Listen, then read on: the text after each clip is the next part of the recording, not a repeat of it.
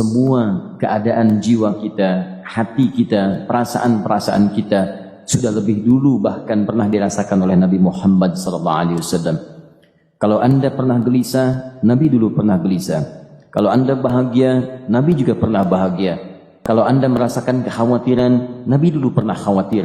Dan miniatur kehidupan kita sudah dicontohkan dalam perjalanan kehidupan Nabi Muhammad SAW agar kita bisa belajar mengatasi problematika kehidupan. Allahu Akbar, kalau beliau tidak diutus oleh Allah, kita tidak tahu bagaimana cara menyelesaikan pemetaan kehidupan kita hingga dengan saat ini. Bahkan satu ketika pernah beliau kemudian dalam masa yang telah panjang berdakwah, qadarullah kemudian ada wahyu yang jeda datangnya tidak seperti biasanya. Biasanya datangnya cepat, berganti hari turun wahyu, ganti pekan turun wahyu. Ini beberapa masa wahyu belum turun. Ada hikmah di balik itu. Teman-teman sekalian, tiba-tiba beliau naik ke atas bukit, wahyu belum turun juga. Pulang ke rumah, belum turun juga. Sampai keadaan itu terlihat oleh kalangan kafir Quraisy dan mereka berkata, lihatlah Muhammad sudah gila. Dituduh gila. Jadi kalau Anda cuma dituduh dengan hal-hal yang ringan, dituduh soleh, kan? Dituduh kemudian orang yang berubah, dituduh semakin beriman dan sebagainya. Barangkali itu lebih baik. Nabi dituduh gila, Anda bayangkan. Tuh Muhammad sudah gila. Muhammad sudah ditinggalkan oleh Tuhannya. Muhammad sudah kehilangan pegangannya. Muhammad sudah tidak punya orientasi. Orangnya sudah nggak jelas, bolak-balik tidak karuan. Naik ke atas bukit seakan-akan orang yang frustasi dan seterusnya. Tapi tahukah Anda apa yang terjadi? Setelah berbagai cacian, makian, tuduhan macam-macam diterima oleh Nabi SAW, lantas tibalah masanya Allah menurunkan satu surah, bahkan disandingkan dengan surah yang lainnya. Bersandinglah dua surah ini secara bersamaan turun, surah ke-93 dan surah ke-94-nya, terkait berkelindan memberikan satu harapan yang sangat panjang.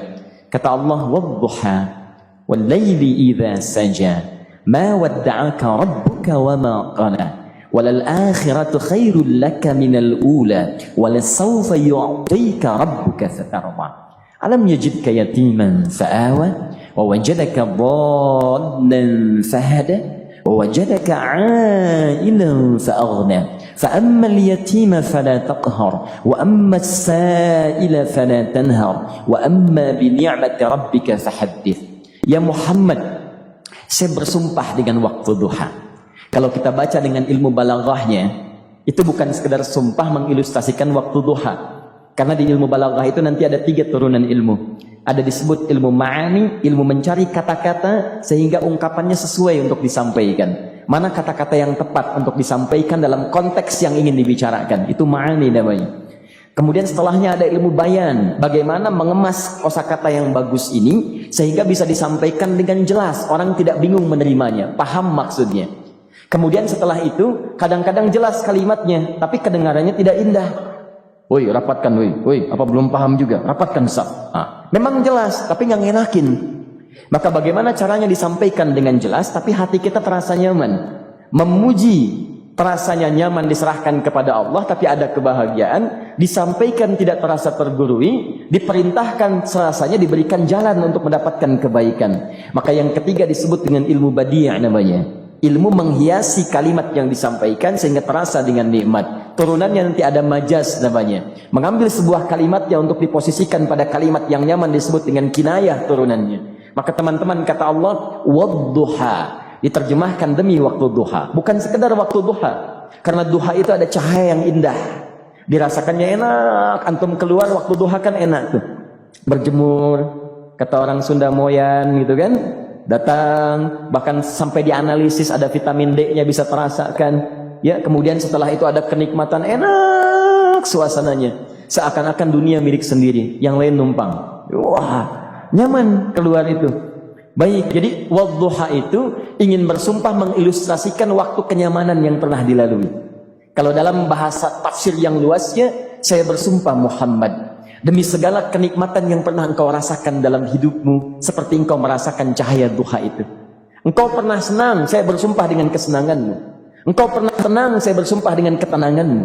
Engkau pernah nyaman, saya bersumpah dengan kenyamanan yang pernah engkau rasakan. Wal laili idza saja. Dan aku pun bersumpah demi gelapnya malam. Demikian terjemahannya. Bukan sekedar gelapnya malam, saja itu sesuatu yang pekat. Ya, ini belakang kelihatan agak gelap nih.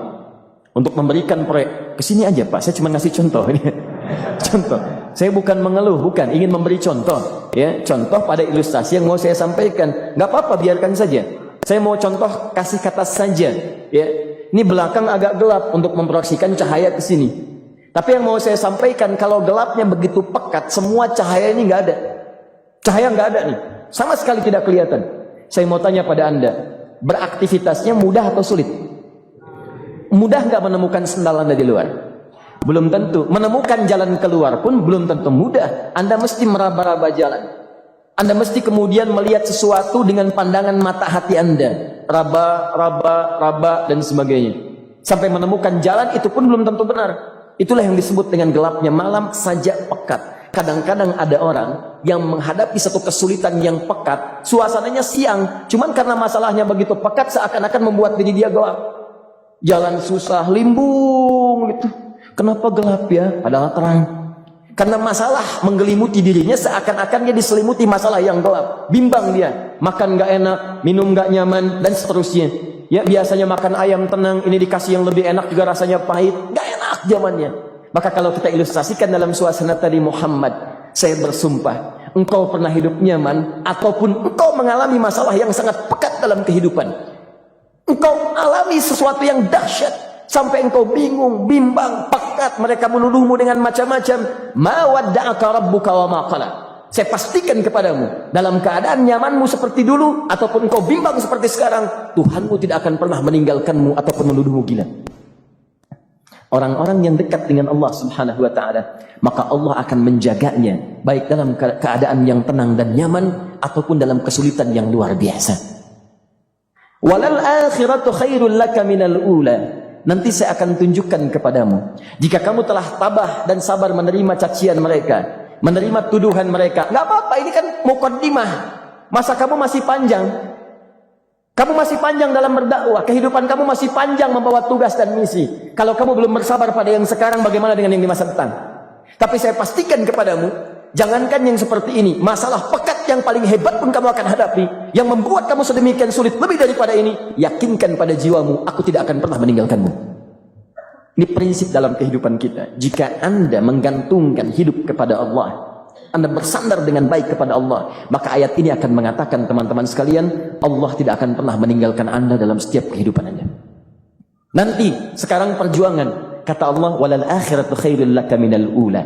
Nanti saat kamu tiba di akhirat, saya akan tunjukkan kepadamu ada yang lebih hebat yang tidak pernah engkau rasakan sebelumnya saat di bumi. Tidak akan ada lagi kesulitan yang kamu hadapi. Tidak akan ada lagi cacian yang kamu kemudian hadapi. Tidak ada lagi kemudian tuduhan yang kemudian kamu rasakan. Aku akan berikan apapun yang kamu inginkan sampai kamu puas. Wala sawfa yu'tika rabbuka fatardah. Nanti kamu pengen apapun, aku berikan. Kalau saufa masih ada jeda, ya. Kalau bahasanya wa yu'tika mungkin seketika. Tapi ketika mengatakan saufa, artinya bukan saat ini Muhammad. Sekarang pun aku berikan, tapi nanti yang di akhirat aku berikan sampai kamu merasa puas. Ayo minta apa saja. Hadir, hadir, hadir, hadir. Tapi yang paling indah, kalau kamu tidak percaya, alam yajidka yatiman fa'awa. Cobalah ingat, kalau sekarang sedang susah, coba ingat dulu. Bukankah saat kamu yatim, aku yang merawat sampai kamu tidak merasakan kegelisahan itu? Lahir bapak tidak ada, aku cukupkan dengan kakek. Kakek meninggal, aku hadirkan ibu dan paman hadir di sekitaranmu. Ibu meninggal, ada kakek. Kakek meninggal, ada paman. Dan Khadijah hadir di sekitaranmu. Bukankah aku rawat pada saat itu? Wajadaka dhannan fahada. Kamu sedang bingung, sedang susah, bukankah sering aku berikan petunjuk kepadamu? Wajadaka ailan fa'aghna. Kamu merasakan kesulitan, lahir dalam keadaan yatim, tidak ada pendukung, maka aku jadikan kaya. Bukankah saat kamu menikah dengan Khadijah, aku tambahkan lagi pendukung untuk misi dakwahmu? Ini pesan dalam Al-Quran. Kalau Anda sedang merasa susah, kalau ingin menenangkan diri, ingat-ingat yang baik-baik yang dulu. Kalau Anda sedang jatuh dalam bisnis, ingat-ingat saat Anda meningkat dalam bisnis Anda. Allah tidak pernah tinggalkan Anda. Mungkin ini ujian untuk membuat Anda lebih hebat lagi di masa depan. Kalau Anda tidak tahan bantingan yang sekarang, bagaimana Anda bisa mengatasi pelintiran yang akan datang? Karena dalam kehidupan bukan cuma dibanting. Anda mungkin mengalami penyingkiran, penyungkuran, lipatan, guntingan, bantingan, macam-macam. Jikalau satu gaya belum bisa Anda atasi, bagaimana Anda bisa berharap mendapatkan turunan yang lainnya? Selalu ingat bahwa jika hidup Anda ingin tampil gaya, Anda harus merasakan tekanan dalam kehidupan. Karena F selalu berbanding lurus dengan P, hukum Pascalnya. Gaya berbanding lurus dengan tekanan. Orang yang ingin tampil gaya dalam kehidupan, maka dia mesti siap menghadapi tantangan-tantangan hidup yang diatasi. Turun ayat sampai ujungnya. Jikalau kamu sudah begini lagi, jangan pernah kamu membentak orang lain. Jangan pernah merendahkan orang lain, karena Allah pun menjaga setiap hamba sepanjang ia mendekat kepadamu. Setelah itulah turun kemudian surah Al-Insyirah. Alam nashrah lakas sadra. Antum kenal Nabi Musa? Baik. Tapi agak lumayan lah. Tadi saya di Soreang kenal Fir'aun, di sini Musa. Baik, alhamdulillah. Perhatikan ya, dahsyatnya pemberian Allah kepada Nabi Muhammad SAW. Nabi Musa alaihi salam, dan sering kali kita bacakan untuk memohon kepada Allah, Rabbi syrahli sadri. Perhatikan baik-baik. Ini keunggulan Nabi Muhammad SAW dibanding Nabi Musa alaihi salam. Dua-duanya Nabi, Rasul, tapi masing-masing punya keistimewaan. Musa, Nabi, berdakwah, memohon kepada Allah kelapangan hati. Rabbi syrahli sadri. Ya Allah, tolong lapangkan hatiku nih.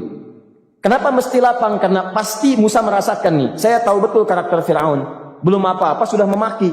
Kalau orang yang hatinya tidak lapang, tidak akan tahan dengan makian, keluarlah kemudian balasan yang tidak digambarkan sebelumnya. Firaun itu kasar. Kasarnya bukan sekedar kasar, bahkan saking kasarnya bisa berujung pada eksekusi kematian. Saya contohkan tadi di Soreang, ini saya nggak suka dengan rambutnya nih, kata Firaun. Bukan nyuruh-nyukur mas, tolong pisahkan kepala dari badannya. Gitu gayanya tuh Firaun. Ya, bukan nggak ngenakin, susah dengan Firaun itu. Jadi kalau belum apa-apa datang Musa ke situ, hatinya tidak seluas samudra, hatinya tidak lapang, cuman seluas gelas, tidak akan sabar menerima cacian Firaun. Begitu datang dicaci, dasar anak gak tahu diri, gak tahu malu, sudah saya rawat begini. Ya Allah, saya bosan dengarnya, matiin aja sekarang. Musa Nabi berdoa dikabulkan. Cuman kalau Firaun kemudian ajalnya misal wafat pada saat itu, tidak akan jadi contoh kepada kita untuk kekinian. Bagaimana orang yang bebal untuk bertobat kepada Allah Subhanahu wa ta'ala. Bagaimana penyimpangan dalam kedudukan. Bagaimana dia kemudian akrab dengan pengusaha yang gelap. Di pengusaha gelap berpartner dengan penguasa zalim. Sudah ada dari dulu. Pengusahanya disebut dengan Qarun. Kemudian mohon maaf, ya, yang pemimpinnya disebut dengan Fir'aun. Tokoh intelektualnya disebut dengan Haman. Makanya cerita ini komplit di Quran. Sudah ada.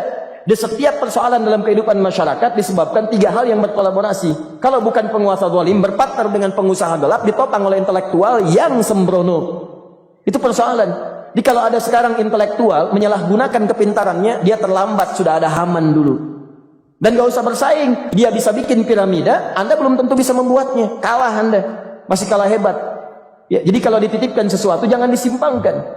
Yang ingin saya sampaikan, Musa mengatakan Rabbi syrahli sadri. Nabi berangkat berdoa dikabulkan oleh Allah. Nabi Muhammad belum minta, turun ayat. Alam nashrah laka sadra.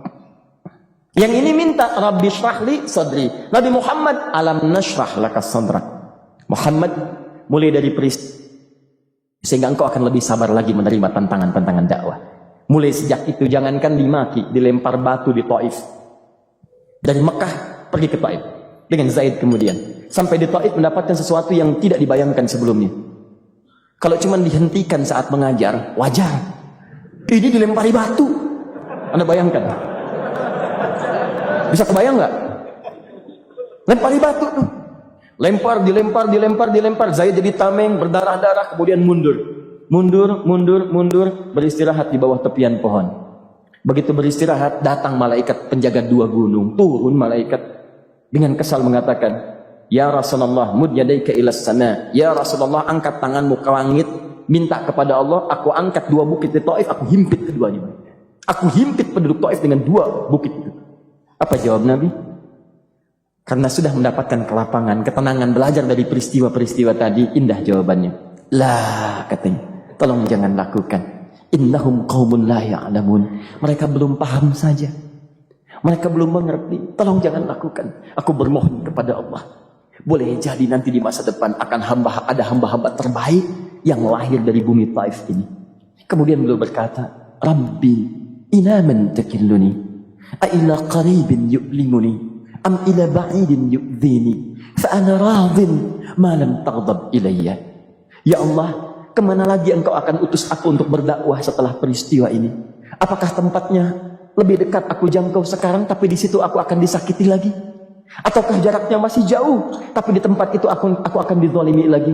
Aku ridha ya Allah dengan itu semua, asalkan engkau tidak marah kepadaku. Asalkan engkau tidak marah kepadaku. La haula wala quwata illa billahil aliyil azim. Begitu kelapangan itu muncul, ridha dengan ketetapan dan siap, tabah, kuat, hadir dalam jiwanya. Tiba-tiba turun undangan, tunaikan Isra dan Mi'raj. Diangkat statusnya, naik mendekat kepada Allah Subhanahu wa taala. Dihilangkan bebannya, wa wada'na anka wizra alladhi anqadha dhahrak. Itu hikmah, teman-teman. Barangkali kalau antum saat ini datang ke masjid ini untuk kajian, sedang bawa beban, ada kesulitan, penuh dengan macam-macam, barangkali dibacakan surat Ad-Duha tadi untuk memberikan harapan kepada Anda. Ini bukan PHP, karena ini bukan masalah urusan manusia. Ini adalah janji yang tidak akan pernah diingkari. Innallaha la yukhliful mi'ad. Kata Allah, Anda punya masalah, ingat suasana tenang pada masa lalu. Bukankah saya memberikan ketenangan kepadamu? Mendekat kepada saya, Anda bersabar, yakinkan bahwa ujian yang saya berikan saat ini sesungguhnya untuk membuat kamu lebih hebat di masa depan. Karena orang hebat tidak akan pernah sepi dari ujian untuk membuat dia lebih kuat menghadapi tantangan dalam kehidupan.